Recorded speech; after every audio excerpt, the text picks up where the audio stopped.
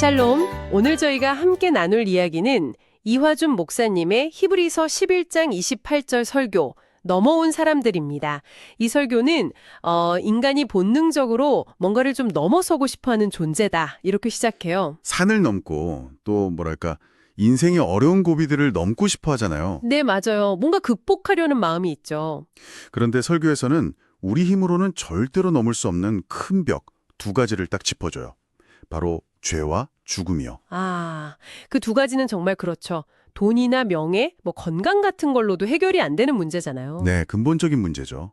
그런데 흥미로운 건 인류 역사상 딱 한 번 우리가 죽음을 넘어선 게 아니고요. 죽음이 우리를 넘어간 사건이 있었다는 거예요. 죽음이 우리를 넘어갔다? 네, 바로 3,500년 전 유월절 사건이죠. 그 이집트에서 나올 때 어린 양의 피를 문에 바른 집은 죽음의 재앙이 그냥 넘어갔잖아요. 패스오버. 유월절. 네네.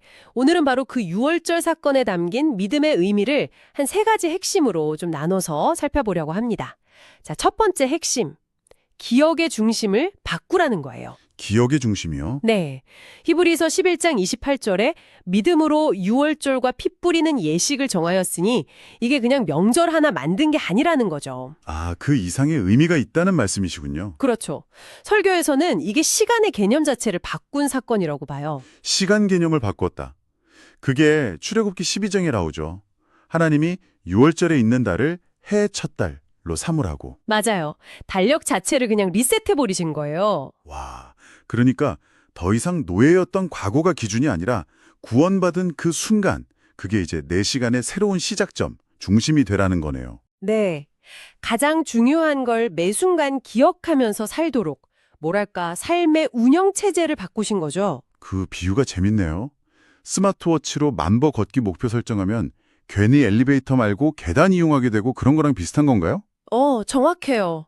아니면 휴대폰 배경화면에 기념일 설정해두면 아무래도 배우지한테 좀 더 신경 쓰게 되고요. 아하, 기억의 기준점, 그 중심이 어디에 있느냐에 따라 행동이 자연스럽게 달라진다? 네. 그래서 피곤하다가 아니라 목표 달성해야지. 그냥 오늘이 아니라 특별한 날로 기억의 중심이 바뀌면 태도가 달라지잖아요. 그렇죠. 마찬가지로 십자가와 부활, 이 구원의 사건을 매일의 기억 중심으로 가져오면 나는 원래 죽을 수밖에 없었는데 어린 양의 피해 덕분에 살았다. 오늘 하루는 보너스다. 이런 마음이 생기면서 두려움보다는 감사로 살게 된다는 거군요. 네, 맞습니다. 자, 그럼 두 번째 핵심으로 넘어가 볼까요? 믿음을 몸으로 새기라는 겁니다. 몸으로 새긴다. 네, 유월절에요. 그냥 이야기만 듣고 그렇구나 한 게 아니잖아요. 어린 양을 직접 잡고 그 피를 만지고 문에 바르고 아주 구체적인 행동이 있었어요. 정말 그렇네요. 그냥 머리로 아는 거랑은 완전히 차원이 다르죠. 그 피냄새, 그 촉감. 상상만 해도 그렇죠. 아버지가 떨리는 손으로 양을 잡고 어머니가 피 묻은 우슬초로 문에 붉게 칠하는 그 장면. 온 가족이 그걸 보면서 이 피가 우리를 살리는구나. 이걸 그냥 온몸으로 느꼈을 것 같아요. 네. 그 신경과학자 안토니오 다마지오 이야기도 나오던데 감정이라는 게 종종 이런 몸의 경험에서 시작된다고요. 머리가 아니라 몸이 먼저 아는 거죠. 그러면 오늘날에는 우리가 직접 양을 잡진 않잖아요. 이 몸으로 새기는 경험은 어떻게 이어지는 걸까요? 좋은 질문인데요. 설교에서는 오늘날의 성찬식이나 세례식이 바로 그 역할을 한다고 봐요. 성찬식이랑 세례식. 네. 떡을 먹고 포도주를 마시는 행위, 또 물에 잠겼다가 일어나는 그 몸의 경험. 이걸 통해서 예수님의 희생과 구원이라는 어찌 보면 좀 추상적일 수 있는 진리를 우리 몸에 직접 새기는 거죠. 감각적으로요.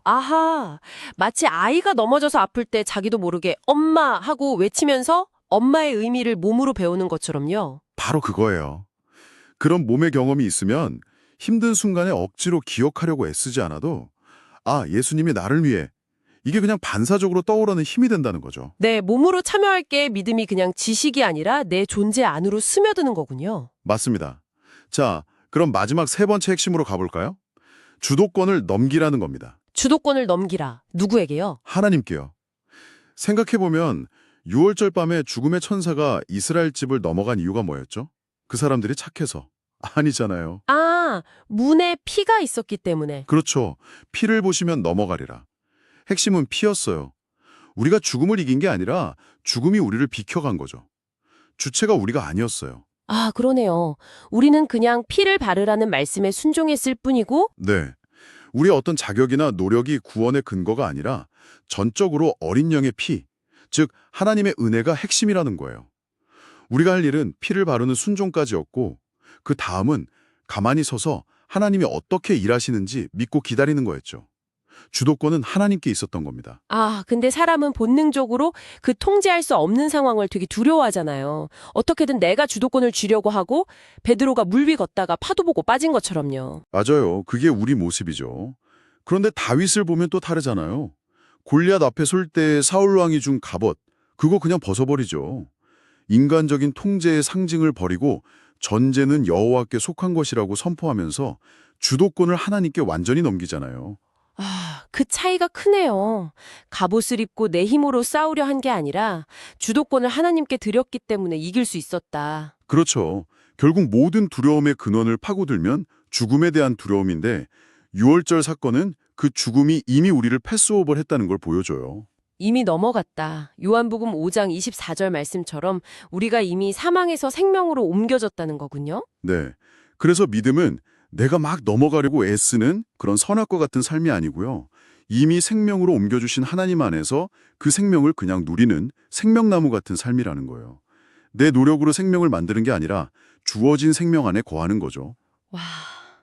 그러면 감사나 사랑, 평안 같은 것들도 내가 억지로 만들어내는 게 아니라 그렇죠. 라디오 주파수 맞추면 소리가 그냥 들리듯이 믿음으로 생명의 주파수에 딱 맞추면 그런 것들이 요한복음 7장 38절 말씀처럼 그 배에서 생수의 강이 흘러나오리라 같이 그냥 자연스럽게 흘러나온다는 비유를 쓰시더라고요. 네.